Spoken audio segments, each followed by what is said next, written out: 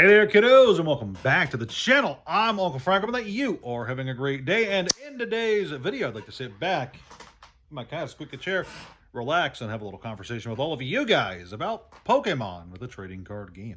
Specifically, talking about the new Perfect Order set coming out in like a week or so. Two reasons. One, of course, being it's been a while since I've talked about Pokemon at all on the channel in any real capacity. I do talk about it from time to time, but it's been a while since we've caught up with a specific set. And two, boy howdy, is there a lot of negativity surrounding this new upcoming set. More negativity, I think, than I've seen for a Pokemon set since Battle Styles, I think. With a lot of people calling this one of the worst Pokemon sets in modern history. There's a lot of people being super negative about this set online. People are calling it a dud. They're saying that Zygarde is an unpopular Pokemon. They're saying that there's very few collectible cards in the set. Some people are saying that it's going to crash and go to zero. And there's people who are pointing out that it's like wedged between a popular set like Ascended Heroes, I think it's called, and there's an upcoming Greninja. There's an upcoming Greninja set that people are supposed to be excited for. And there's a bunch of people online on the smartest forums ever who are saying that this is going to be a Pokemon box that's going to crash to $90. And you know what? Boy howdy, do I hope that they're right. Just for context right now, we are in pre-release weekend, I believe, one of pre-release weekend for the set, because I think it drops next week. And pre-orders are up on many places online, TCG Player, independent stores, etc. And you can get this box. You can get a box of this upcoming set for as low as like $210, $215 in some places. I think it's $230 on TCG Player, which of course is higher than you'd like to pay for a Pokemon box, but it's not atmospherically high for a Pokemon box.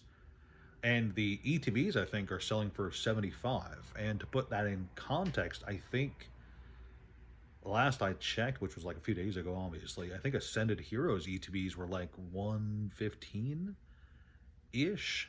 And these are pre-order prices, and it doesn't matter the card game. Pre-order prices tend to be slightly elevated in the days leading up to release because only certain stores really do pre-orders.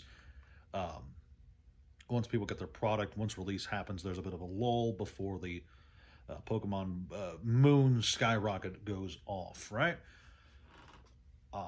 But yeah, there does seem to be a lot of genuine negativity, a lot of really negative opinions online regarding the set. People think that it's going to go to zero zilch nada, and that it won't be a collectible set. It won't be a good set. There's a train zipping around in the background. And I genuinely hope that we do get something like Battle Styles or Chilling Reign or Steam Siege. Does anybody remember Steam Siege? God, I remember when those packs were $1 because nobody wanted it. Awful stuff. And the reason I hope that they are right, and the reason that I hope that this is just like all those other sets that nobody wanted and everybody dumped and the market rejected and stuff, the reason I hope that that's true, is because even those sets aren't zero. Even those sets aren't worthless today. Sure, were they at the moment, at the time, the best buy ever? No, obviously not. There was plenty of people who were hyper negative back then for good reason. They were not great sets to open, especially if you were a store and you had them on your shelf. But I think the inverse is really true right now. Right now, it's so difficult for stores to get and maintain Pokemon product, either because distribution is throttling availability to the point where stores have to pay a premium just to get the stuff through the shelves, or because their competition is their own customers who will come in and wipe them out and then sell the stuff online for even more, right? Stores are put in a precarious situation where they have to try to make ends meet and not become the villain in the process, right? But a set like Perfect Order crashing, let's say that in theory it does crash down to the mythical $90 box like back in the day, right? If it does, bring itself down, I could only see that being kind of a cool thing. No, I don't think one box going down to $90. I don't even think it would go down to $90. If I'm being completely honest here, I don't think that a lot of these naysayers and these super pessimistic people online, I don't think that they're right. I don't think it's going to go down to $90. I think it'd be cool if it did, though. And the reason I think it would be cool is because it would give some stores leeway to actually stock up on Pokemon. It would cause a bit of a panic in the wider market as people maybe chill the fuck out when it comes to how much Pokemon they're ingesting and trying to flip and scout for a quick buck. And it would give people like me, people like genuine collectors, people like players, a bit of breathing room to stock up on some nice, cheap, sealed Pokemon product again, which was a very nice thing for a while. For the longest while, honestly, if I'm being completely serious.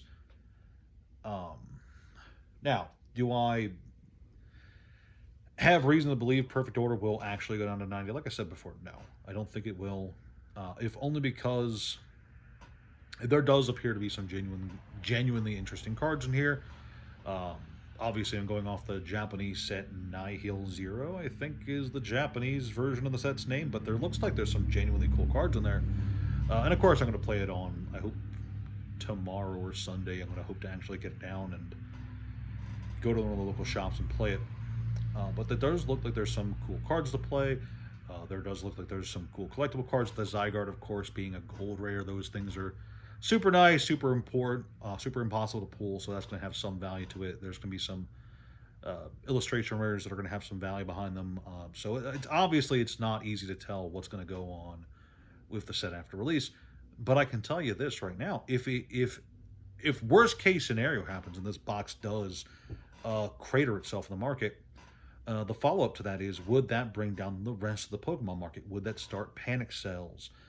And would it cause people to exit Pokemon entirely? Would one bad set be enough to freak people out? And I think for the most part, not necessarily. Um, we've seen this before. We've seen something like that happen before in the Pokemon market, and it wasn't just one set that people were negative about that brought the market down. It was a combination of factors of multiple sets that people were kind of negative about. Back the last time we had a bubble market, it was Battle Styles and a Chilling Rain, I believe, that people were super negative on. Combined with the fact that, hey, there was other things to do than spend all your money on Pokemon. Uh, World opened up. Now, obviously, am I getting my timeline wrong there? Was that the end of COVID? Maybe I'm misremembering that. No, I can't be, right? Somebody let me know, because I could have sworn that was the end of COVID. I am an old man, and I have old man brain, which is very smooth. Very gray and very smooth brain up here. But yeah, I don't think one bad set, if it was a bad set, going down to $90 could bring down the entire market, if only because there is a lot of genuine stuff out there that people are still genuinely excited for, even if assuming that all the scalpers, all the evil investors and scalpers dipped out of one set because it was bad. There's still a lot of other things out there that have appreciated very well in the last 12 months that people are going to still want, still desire, still want to spend lots of money on. And there's still a lot of what I believe is untapped potential out there in the wider market, as there's a lot of unexplored avenues in Pokemon for the Poke Bros to kind of weasel in on. And by that I mean there's plenty of certain products. I don't want to talk about it on the channel because I don't like self-fulfilling prophecies, but there's definitely like older products that haven't really shot up a whole lot that people are definitely aware of but haven't bought in on yet because they're not 100% confident that it'll lead to returns. There's plenty of interesting collector boxes and such that are, I don't want to say undervalued, but like underscalped. Does that make sense? I don't know. I don't know what I'm talking about. I'm a crazy old man. But yeah,